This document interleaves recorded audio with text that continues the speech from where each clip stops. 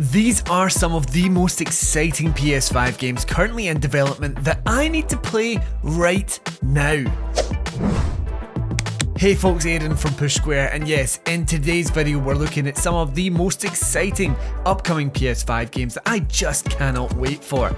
Unfortunately, I'm gonna need to wait because while some of these games are coming in 2025, some aren't scheduled until 2026 and some don't even have release windows yet. So from long-awaited sequels to ambitious new IPs, here are 10 upcoming PS5 games that I need in my life right now. Let's get a hopefully 2025 biggie out of the way with Grand Theft Auto 6. This is a Goliath of a game and I just need to know what Rockstar has been cooking up. Despite really loving GTA 5 back in the day, it's actually Red Dead Redemption 2 that's really getting me excited about the prospect of GTA 6. That game, which was set in the last days of the Cowboy era, really solidified Rockstar's knack for realistic and immersive open worlds, at least to me it did. It was the kind of game with so many tiny little details that made the whole thing just feel richer and deeper every time you visited. With GTA 6 in the oven for so long, my mind starts to wonder about the possibilities of its Leonidas setting. We know it's going for this Florida, Miami aesthetic, and from the trailers we've all watched about 6 million times, we've seen cityscapes, countrysides, motorways or highways I suppose, spanning across the ocean. It's expansive, it's diverse, and from a visual perspective, I'm sure it's going to be the best looking game that Rockstar has ever made. But in the way that Red Dead 2 was a big step up for GTA 5, how is GTA 6 going to evolve from what it done with Red Dead 2? I genuinely get really excited about that, even more so when I start to think about how it can be applied to GTA Online. I just cannot wait to get my hands on this game. I'm jumping to 2026 now with a little game called Saros. This is the upcoming bullet hell experience from Housemarque, the team behind games like Resogun, Matterfall, and of course, Returnal. I adored Resogun, and if you've been watching the channel for a while, you'll know it was my first ever platinum. But Returnal really kicked my respect for Housemarque up a notch. For me, it's still the most exciting first-party effort from Sony this generation. It was haunting, it was visually astounding, the soundtrack stays with me to this day, and the gameplay was second to none. Next on the docket for Housemarque though, we have Saros, a new IP starring none other than Raoul Coley of Haunting of Hill House and Midnight Mass fame. Housemarque claimed that it's evolving the core gameplay of Returnal in Saros and will interestingly let you permanently upgrade your loadout with an evolving set of weapons and suit upgrades so you can come back stronger with each run. So we're still roguelike, but there's more of a through line there. It's an interesting distinction between Saros and Returnal, but very much we still have this core gameplay concept used as a means to study Raoul's character of Arjun Devraj and explore its lost off-world colony of Carcosa. Returnal is hands down one of the best gameplay experiences that I have ever had, so 2026 seems like an age away, but we should get some gameplay later this year. I need this game.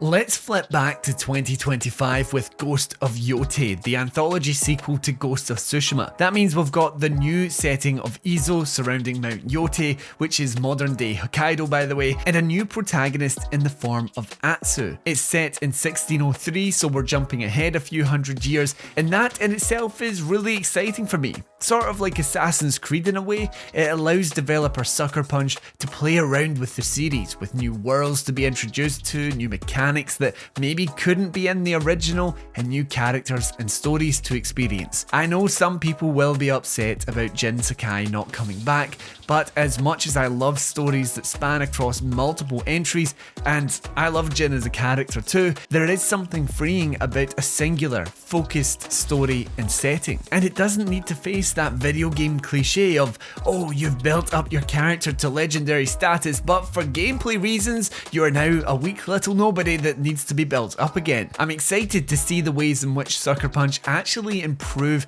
the open world, which is supposedly one of the focuses of this sequel, since Tsushima could get a little repetitive at times with some of its side activities, but from the trailer we've had, man, look at those shots, it is gorgeous. I just cannot wait to gallop through those landscapes. The Witcher 4 was just revealed this year, and if CD Projekt Red's history is anything to go by, we've still got a decent wait on this one. It could even launch on the eventual PS6, but regardless, I absolutely need some new Witcher in my life. I suspect I'm on a similar boat to a bunch of people that didn't play The Witcher 1 and 2 and was introduced to the series with the masterpiece that is The Witcher 3 Wild Hunt. It's the kind of game that 10 years on has stood the test of time. I can go back to this game today and have just as much fun as I did a literal decade ago. As has been proven with Cyberpunk 2077, once it's sorted out console versions of course, CD Projekt Red is one of the best at crafting up awe-inspiring worlds. Where Rockstar does that with immaculate details and hidden Easter eggs in GTA, I think CD Projekt Red does it with its lore, its writing and atmosphere. There's a heartwarming reaction that I get when I hear the soundtrack from The Witcher 3.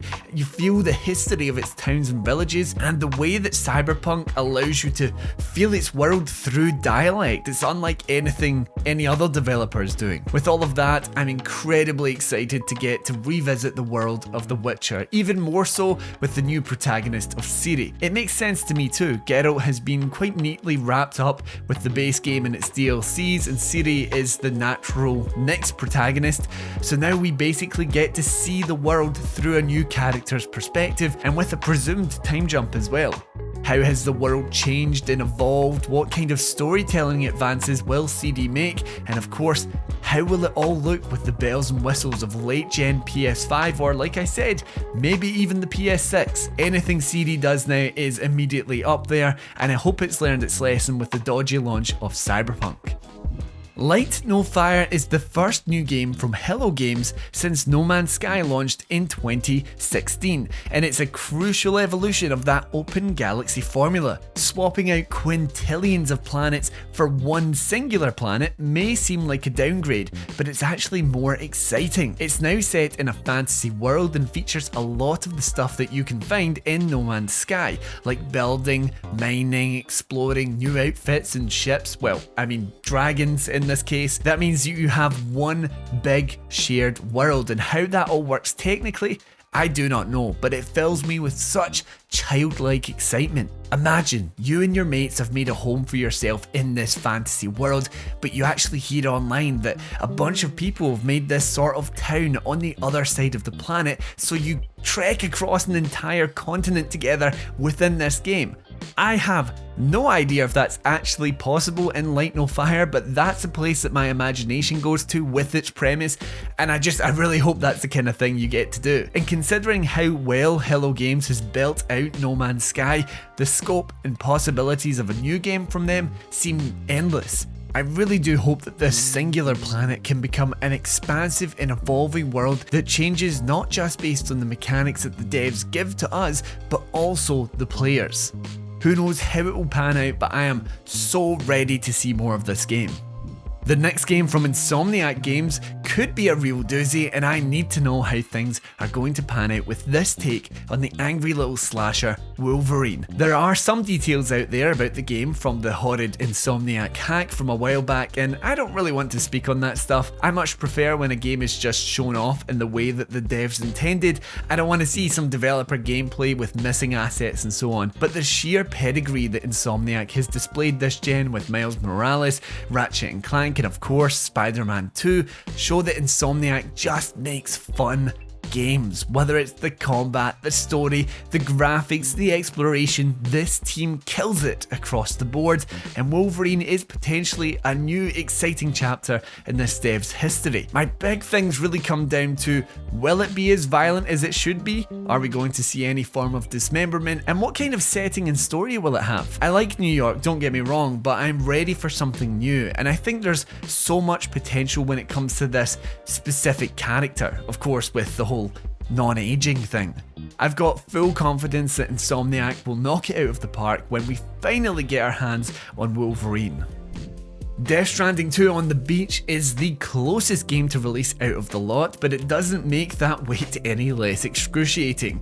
This latest from video game auteur Hideo Kojima is hoping to do what any good sequel does: expand, and improve. From what we've seen of the game so far, we have the kind of Kojima weirdness that you would expect, but what's really lights my fires with this game are the changes to the gameplay and its setting. As you may know, I wasn't too hot on the story for Death Stranding, but I absolutely adored the gameplay side of things, with your souped up postman making deliveries across barren landscapes, slowly making up new pathways, roads and zip lines as you heave resources across the USA. It's a slow sort of game where your biggest obstacles may be a cliff or a river, but that made it all the more engaging for me. Now with DS2 we have the new setting of Mexico, which visually looks far more dynamic than what came before, with mountains, jungles, deserts and more.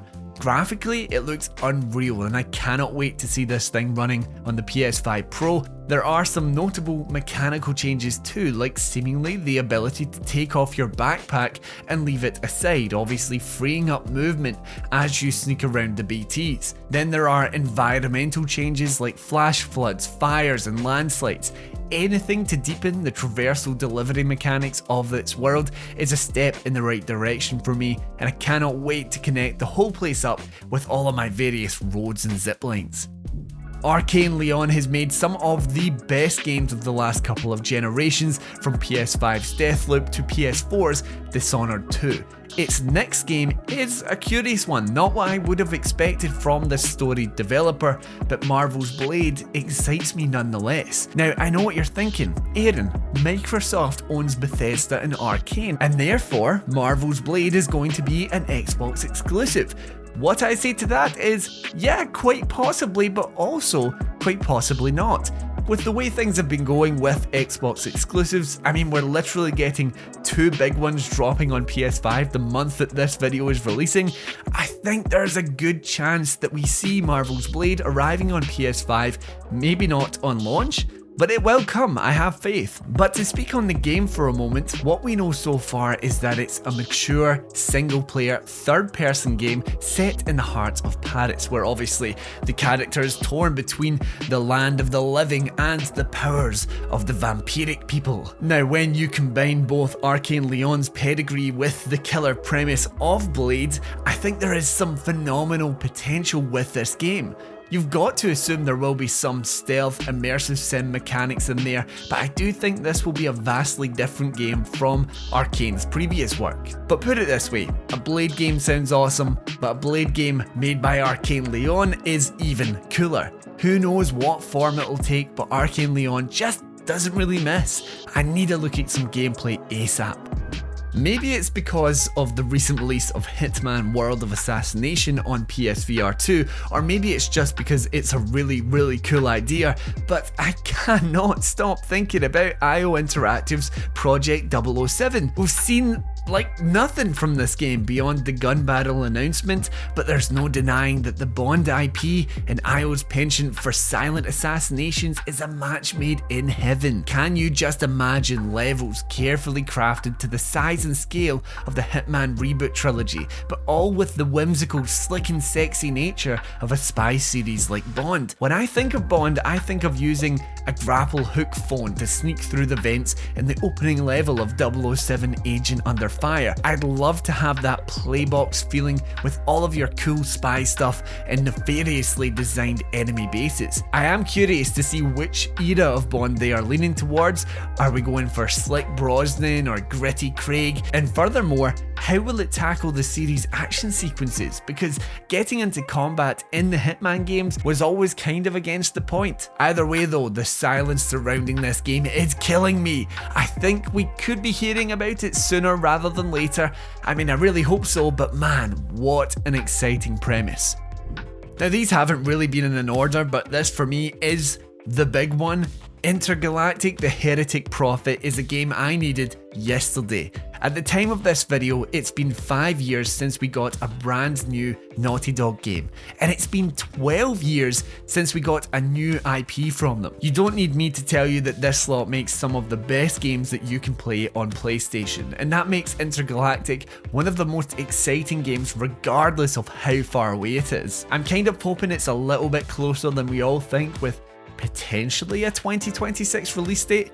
I have no idea though, I'm just kind of going off feels here, but either way it's going to be worth the wait with its really cool premise.